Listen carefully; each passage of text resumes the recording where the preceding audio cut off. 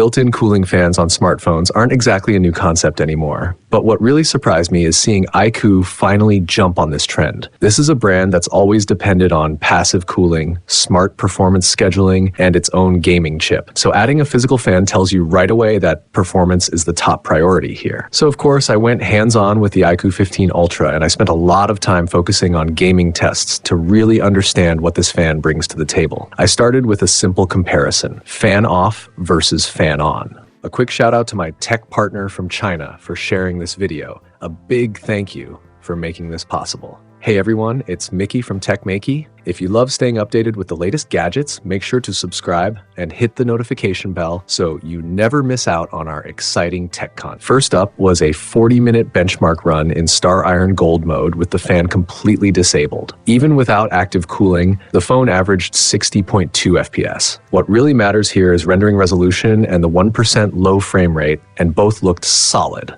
Resolution held steady at 981p, and the 1% low still reached 58.9 FPS, which means gameplay stayed smooth throughout. What this shows is that even without the fan, iQOO's thermal system and performance tuning are already very aggressive. Power draw hit 6.69 watts, which is actually higher than some competing phones using the Snapdragon 8 Elite Gen 5. Temperature-wise, the front peaked at 45.1 degrees Celsius, while the hottest spot toward the top reached 46.5 degrees Celsius. Then I jumped straight into another test, this time with the fan switched on and set to high speed for 30 minutes. Frame rate stayed at 60.2 FPS, resolution didn't change, but the big surprise was the 1% low jumping to 60.1 FPS. That's insanely good. Looking at the performance graph, I only spotted one noticeable dip. This is honestly the first phone I've tested where the average frame rate and the 1% low were basically the same in Star Iron. Average power consumption came in at 6.78 watts, but temperatures dropped significantly. The highest front temperature was now 42.2 degrees Celsius, and the upper area reached 41.9 degrees Celsius. So right away, two things became clear. First, turning on the fan boosts the 1% low frame rate until it nearly matches the average FPS. Second, temperatures dropped by up to 4.6 degrees Celsius. The room was about 24 degrees Celsius with air conditioning, so the fan's impact is very obvious. If you're a serious gamer, this fan really matters, especially with iQOO's design, where airflow is directed straight at the core heat source. And I didn't stop there. After already pushing the phone hard,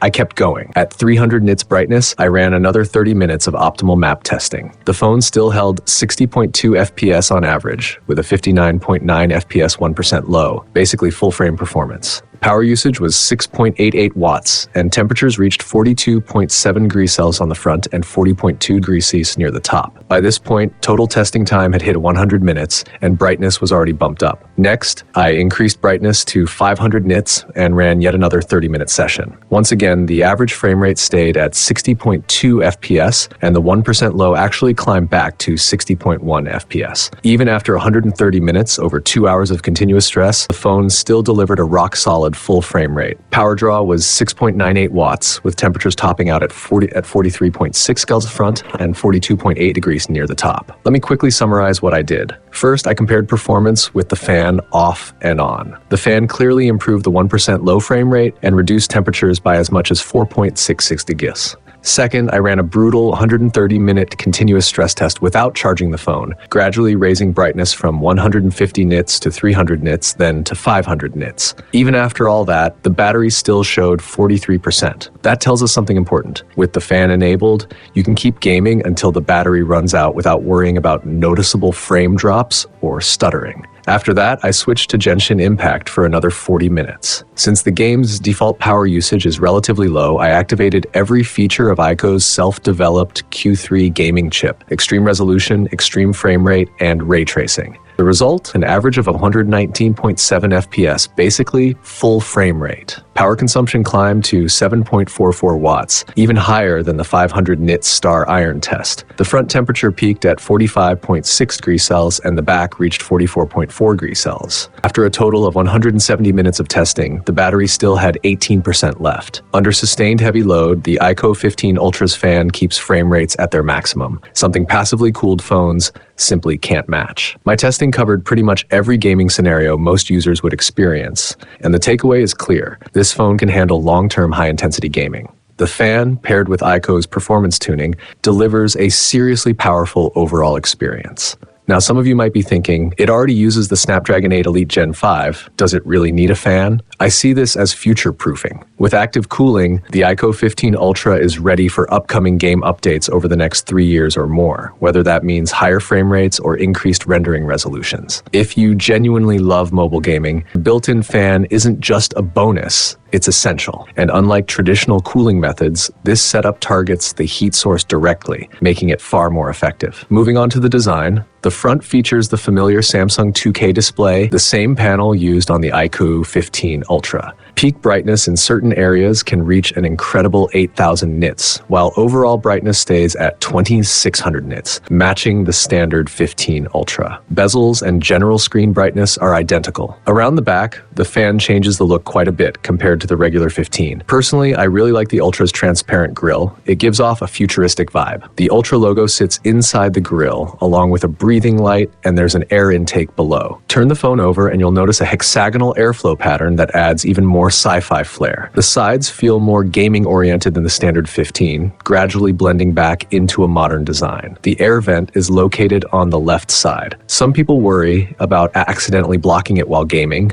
but in my Genshin Impact grip, that never happened. The iQOO 15 Ultra packs a massive 7,400 mAh battery, and with ARC enabled, my testing showed it can stretch to about 3 days on a full charge across 3 different usage scenarios. You can see the breakdown for each scenario in the image. There are 2 things worth pointing out here. First is daily battery life, which is honestly quite impressive. When you consider it's running a 2K display with ARC, its endurance is surprisingly close to some phones using 1.5K screens. The second point is gaming battery life. This part came in a bit lower than I expected, but based on the heavy load gaming results, it seems iQOO is pushing performance pretty aggressively, which likely explains why. In my simulation test, after 4 hours of sustained heavy load, the phone still had 47.56% battery left. So yes, battery life is definitely strong, but because of the 2K panel and that aggressive performance scheduling, it's not exactly class-leading. In a 5-hour gaming-focused ultra-heavy load scenario, the remaining battery dropped to 28.6%. Since this test is heavily biased toward gaming, combined with iQOO's performance-first tuning,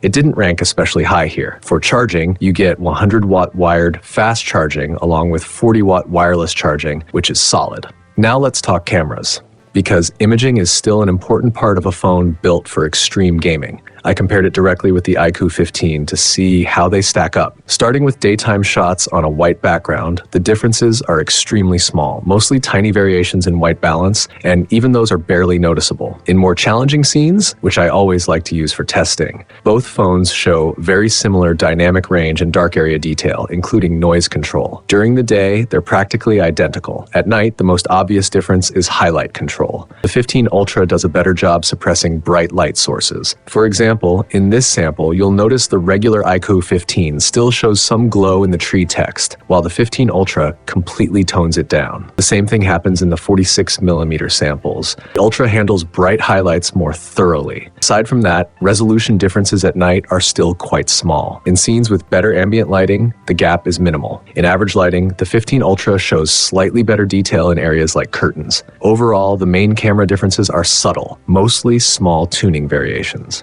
Moving on to telephoto performance. The first set of daytime 73mm samples looks almost identical, with barely any difference in detail. Same story with the next 73mm set. Very close results. At 122mm, differences remain minor, mostly slight sharpening variations. This applies across multiple samples.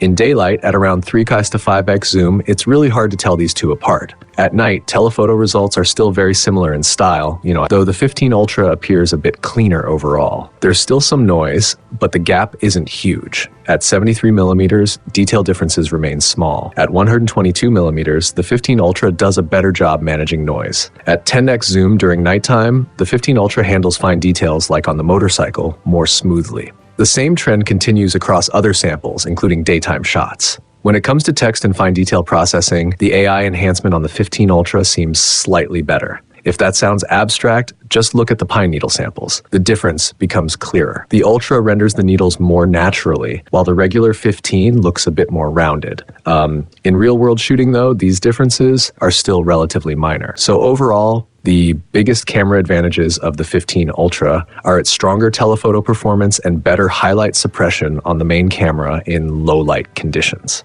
Since this is a flagship-powered device, most of its features align with what we've seen in recent high-end models, including new lighting effects and all-day display options. I also want to give credit to some thoughtful system settings. First, because this phone has a 2K screen, it actually defaults to 2K resolution, no manual switching required. That's great. A lot of 1.5K phones still default to 1080p or adaptive modes, which I don't personally recommend. Another nice touch is that high frame rate mode is enabled by default instead of ultra motion, which is also a welcome choice. For system stability, I ran 2 extended tests. One was a 40-minute chip stress test with the fan off, followed by 170 minutes of Genshin impact. Even with temperatures reaching around 46.5 degrees Celsius, frame rates stayed completely stable. The second test was done at just 18% battery, with temperatures hitting 45.6 degrees Celsius. Again, there were no frame drops, and the phone held 120 FPS without any issues. So system stability really isn't a concern here. If I had to nitpick, I'd mention the lack of a small floating window during game login and the slightly recessed fan design. As for hardware features, most of the detailed specs mirror the iQOO 15, including ultrasonic in-display fingerprint scanning, symmetrical dual speakers, dual-axis vibration motors, and more. It also supports IP68 and IP69 protection despite having a built-in fan, which is impressive. AFC infrared is another nice addition, along with USB 3.2 support. Pricing for the base iQOO 15 Ultra starts at 690 yuan in China, which roughly converts to about 600 pounds in the UK,